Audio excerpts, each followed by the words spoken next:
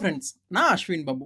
இன்னைக்கான வீடியோல என்ன பார்க்க போறோம்னு பார்த்தீங்கன்னா, ஆப்வியஸா நம்மளுடைய தமிழ்நாட்டுடைய எலக்ஷன் ரிசல்ட் வந்தத பத்தி தான் பார்க்க போறோம். இத்தன வருஷமா நம்ம எல்லாரும் பார்த்துக்கிட்டு இருந்தது, நமக்கு நினைவு தெரிஞ்ச நாள்ல வரைக்கும், இப்ப வரைக்கும் இவங்க போனா இவங்க மட்டும் தான் வர முடியும். இவங்க இல்லன்னா இவங்க. ஃபார் எக்ஸாம்பிள் ஏடிஎம்கே இல்ல அப்படின்னா, டிஎம்கேவா மட்டும் தான் இருக்க முடியும். அப்படி டிஎம்கே தோத்தாங்க அப்படின்னா, ஏடிஎம்கேவா மட்டும் தான் இருக்க முடியும். இதுல ஒரு ஒரு லாஜிக் இருக்கு. டிஎம்கே இப்ப வரைக்கும் ஒரு வாட்டி கூட அடுத்த எலக்ஷன் ஒரு வாட்டி வந்து ஒரு 5 இயர்ஸ் வந்து அவங்க சீட்ல உட்கார்ந்தாங்க அப்படின்னா, அடுத்த 5 இயர்ஸ் அவங்களால வரவே முடியாதுன்றது ஹிஸ்டரியாவே இருந்துகிட்டு இருக்கு. அது இன்னமும் தொடரிக்கிட்டு இருக்குன்னு தான் சொல்லணும். ஓகே. இப்ப ஏடிஎம்கே பக்கம் வருவோம். டிஎம்கே 75 வருஷமா இருந்தாலும், அதிகமா ஆட்சி செஞ்சது தமிழ்நாட்ட அதிகமா ஆட்சி செஞ்சது யாருன்னு பார்த்தீங்கன்னா, ஏடிஎம்கேவா தான் இருக்காங்க ஆப்வியஸா. வை? பிகாஸ் அவங்கள நெறைய வாட்டி மக்கள் வந்து தேர்ந்தெடுத்திருக்காங்க. ஆனா இப்போ இது எல்லாத்தையுமே மாத்தி எழுதுற மாரி, யாராலயும் வந்து பிரெடிக்ட்டே பண்ண முடியாத ஒரு சம்பவம் இன்னைக்கு நம்ம தமிழ்நாட்டுல நடந்திருக்கு. அது என்னன்னு சொல்லிட்டு டீட்டெயிலா பார்க்கலாம். பட் அதுக்கு முன்னாடி இந்த மாரி ரெகுலர் வீடியோஸ் நீங்க பார்க்கணும்னா, சப்ஸ்கிரைப் பண்ணிட்டு சப்போர்ட் பண்ணுங்க. டெய்லி வீடியோ போஸ்ட் பண்ணுவேன். இன்னைக்கான வீடியோ நம்மளுடைய எலக்ஷன் ரிசல்ட்ட பத்தி தான் இருக்க போது. வாங்க டைரக்ட்டா வீடியோக்குள்ள போயிடலாம். ஓகே. ஓகே. இப்ப வந்து பார்த்தீங்கன்னா, தமிழ்நாட்ல ஒவ்வொரு கட்சியும் இருக்கு இல்லைங்களா? ஒவ்வொரு கட்சிக்கும் பின்னாடி மிகப்பெரிய சம்பவங்கள், சரித்திரங்கள் நெறைய இருந்துகிட்டே இருக்கும். அப்படி பார்த்தீங்கன்னா, ஒவ்வொரு கட்சியும் எத்தன வருஷமான ஒரு பழமை வாய்ந்த கட்சின்றதுல என்ன வெளிப்படுதுன்னு பார்த்தீங்கன்னா, அவங்களோட எக்ஸ்பீரியன்ஸ் வெளிப்படுது. மக்களோட கனெக்ட்ட வெளிப்படுத்துது. அப்படி பார்க்கும்போது திமுக எடுத்துக்கோங்களேன். திமுக தான் ஒரு மிகப்பெரிய எஸ்டாபிஷ்டு பார்ட்டி. தமிழ்நாட்ல மட்டும் சொல்ல முடியாது. இந்தியாலயே கம்பேர் பண்ணும்போது மிகப்பெரிய ஒரு 3வது, 4வது கட்சியா வர அளவுக்கு ஒரு மிகப்பெரிய கட்சினா, அது திமுகவ சொல்லலாம். அந்த கட்சி இப்போ அரசியல்ல அவங்க தான் ஆண்டுகிட்டு இருந்திருக்காங்க. இப்போ கடந்த 5 வருஷமா தமிழ்நாட்ட பொறுத்தவரைக்கும்.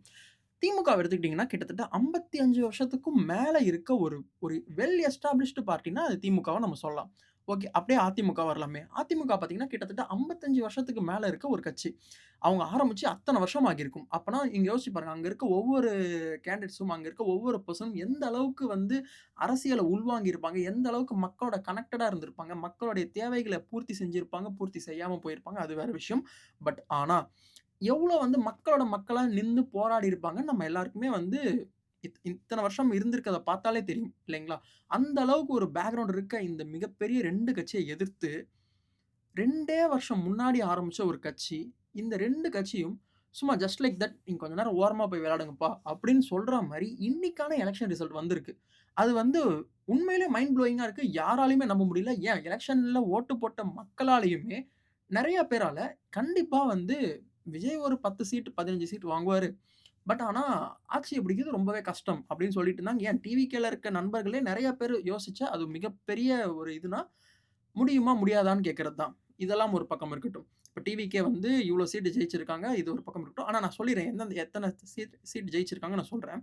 அதுக்கு முன்னாடி செஃபாலஜிஸ்ட் எவ்ளோ எலக்ஷன் போலிங், எலக்ஷன் முன்னாடி நெறைய போலிங் வந்துச்சு. எலக்ஷனுக்கு அப்புறம் வந்து ப்ரீ போல் நடந்தது. அதுக்கப்புறம் பாஸ்ட் அ போலிங் முடிஞ்சதுக்கு அப்புறம் எலக்ஷன் முடிஞ்சதுக்கு அப்புறம் ஒரு போல் வந்தது. எக்ஸிட் போல் வந்தது. இது எல்லாத்திலுமே இதெல்லாமே வந்து ஜஸ்ட் லைக் தட் இவங்க ஜெயிச்சுருவாங்க, அவங்க ஜெயிச்சுருவாங்கன்னு ஒரு காமன் பெர்சன் சொல்றது கிடையாது.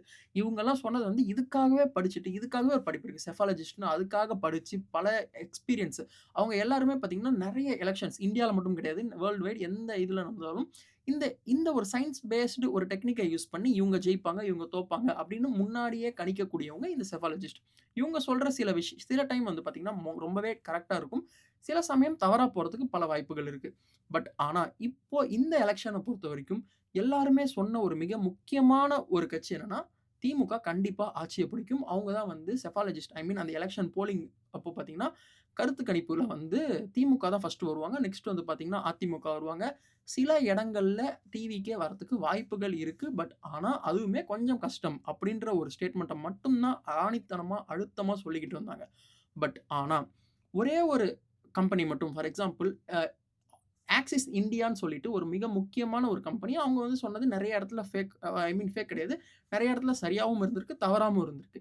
ஓகேங்களா? பட் ஆனா அவங்க சொன்னது என்னன்னா, திமுக, அதிமுகவ ஓரங்கட்டிட்டு டிவிகே வந்து பார்த்தீங்கன்னா, இந்த முறை கண்டிப்பா ஆட்சி அமைக்கும். அது மட்டும் இல்லாம அதிக பெரும்பான்மை பெற்று ஆட்சி அமைக்கும்னு சொல்லும்போது, அந்த கம்பெனிய பார்த்து நெறைய கிரிட்டிசிசம் நெறைய மக்கள் வைக்க ஆரம்பிச்சாங்க. ஏன் நெறைய நெறைய கட்சிகளே டைரக்ட்டா வைக்க ஆரம்பிச்சாங்க.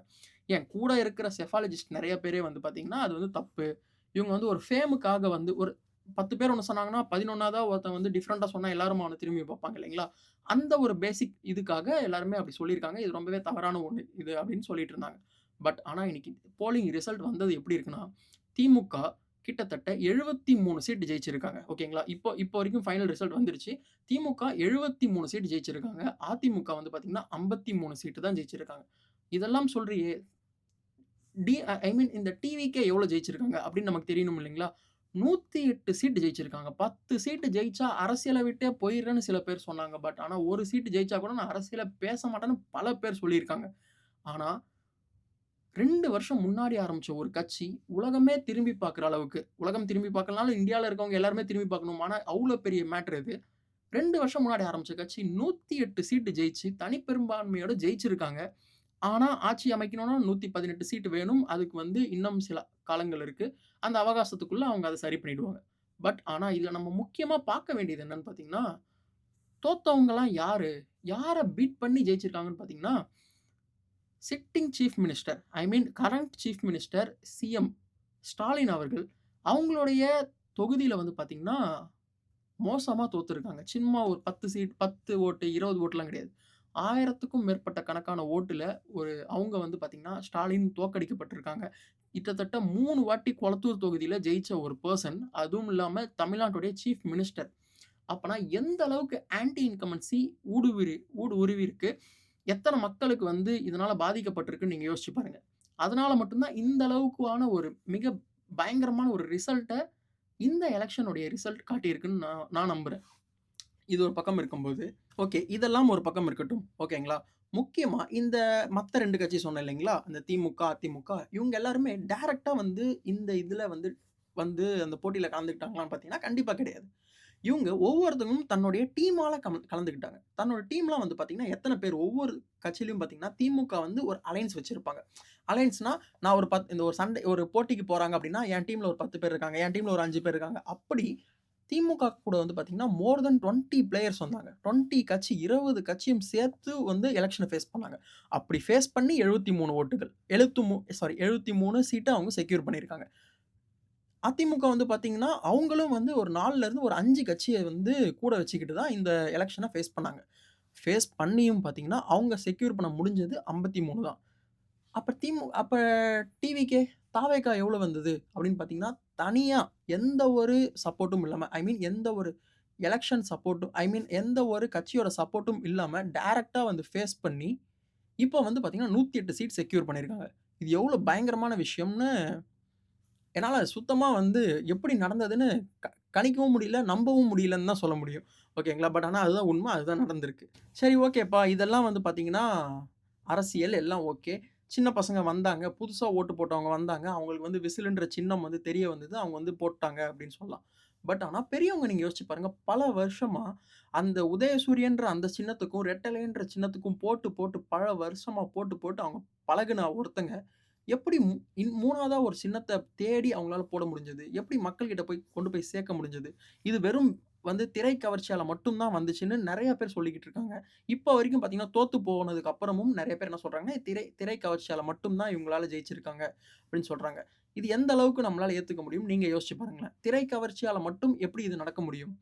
இதனுடைய வெளிப்பாடு என்னன்னு இந்த ரிசல்ட்டோட வெளிப்பாடு என்னன்னு நான் முக்கியமா நம்புறேன் அப்படின்னு பார்த்தீங்கன்னா, 20% திரை கவர்ச்சி இருக்கான்னு கேட்டீங்கன்னா, கண்டிப்பா இருக்கு. ஏன்னா, அவ்ளோ பெரிய உச்ச நட்சத்திரம் தான் நான் சொல்ல முடியும். ஓகேங்களா? தமிழ் சினிமா இண்டஸ்ட்ரியில ஒரு டாப்ல இருக்க ஒரு பெர்சன் வந்திருக்காரு. அவருக்கான ஃபேன் பேஸ்ன்னு ஒரு இருக்கு.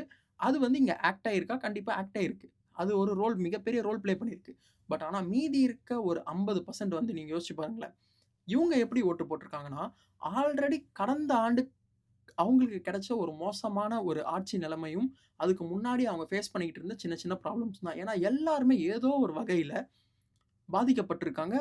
முன்னாடி இருந்த ஆட்சியாளர்களால. ஒவ்வொரு ஓட்டுக்கும் எல்லாருக்குமே தெரியும். இது வந்து எப்படி சொல்றது? எல்லாருக்குமே தெரியும். எந்த அளவுக்கு வந்து மணி வந்து சர்க்குலேட் ஆச்சுன்னு நம்ம எல்லாருக்கும் தெரியும். கிட்டத்தட்ட நம்ம காதுக்கு வந்தது வந்து பார்த்தீங்கன்னா, கிட்டத்தட்ட 5000லேருந்து 6000 வரைக்கும் ஒரு ஒரு பெர்சனுக்கும் குடுக்கப்பட்டிருக்காம். ஒரு சில ஒரு சில தொகுதிகள்ல. அப்ப நீங்க யோசிச்சு பாருங்க. அதெல்லாம் குடுத்தாங்கன்னா, அவங்க வீட்டு காச எடுத்து குடுத்தாங்க. அவங்க எங்கருந்து சம்பாரிச்சாங்க? ஓகே. அவங்க கொள்ளையடிச்சாங்க, குடுத்தாங்க. நம்ம வாங்கிட்டோம் அப்படின்னு வச்சுக்கோங்களேன். அது எப்படி குடுக்குறாங்க? அது வந்து அவங்களுக்கு ஒரு இன்வெஸ்ட்மென்ட்டா மட்டும் தான் பார்த்துருக்காங்க. இப்ப குடுத்தா நாளைக்கு இங்க 6000 குடுத்தா நாளைக்கு வந்து அவங்க 12,000 எடுக்க போறாங்க. ஸோ இந்த ஒரு பேசிஸ்ல மட்டும் தான் அவங்க மக்கள் கிட்ட குடுத்துருக்காங்க. இது மக்கள் வந்து எனக்கு இந்த எலக்ஷன்ல ரொம்பவே புடிச்ச விஷயம் என்னன்னு பார்த்தீங்கன்னா, மக்கள் காச வாங்கிட்டாங்க. ஆனா, ஓட்டு வந்து மாத்தி போட்டுருக்காங்க. இது எப்படி போய் சேஞ்ச் ஆகும்ன்னு பார்த்தீங்கன்னா, இன்னைக்கு காசு நாளைக்கு வந்து யாருமே காசு குடுக்க மாட்டாங்க. அப்படி ஒரு மிகப்பெரிய சேஞ்ச் கண்டிப்பா தமிழ்நாட்டுல வரும். நாளைக்கு ஒரு எலக்ஷன் நடக்குதுன்னா, காச நம்பி யாரும் வந்து எலக்ஷன்ல ஃபேஸ் பண்ண மாட்டாங்க. இது வந்து ஒரு மிக முக்கியமான ஒரு பாயிண்ட்டா நான் பார்க்குறேன். உங்களுக்கு இதுல என்ன தெரிஞ்சிருக்கு? நாளைக்கு இன்னும் கொஞ்ச நாள்ல தெரிஞ்சிரும். ஓகேங்களா? வந்து யார் யாரெல்லாம் வந்து டிவிகேவோட சேரப் போறாங்க? எப்படி 118 சீட்ட வந்து அவங்க செக்யூர் பண்ண போறாங்க? அதெல்லாம் இன்னும் கொஞ்சம் மோஸ்ட்லி நாளைக்கு, நாளான்னைக்குலாம் தெரிஞ்சிரும். அத பத்தி நம்ம கண்டிப்பா பேசுவோம். ஓகேங்களா? ஸோ இந்த வீடியோ உங்களுக்கு பிடிச்சிருக்குன்னா லைக் பண்ணுங்க, ஷேர் பண்ணுங்க, சப்ஸ்கிரைப் பண்ணுங்க. நாளைக்கு வீடியோல பார்ப்போம். Thank you. பாய்.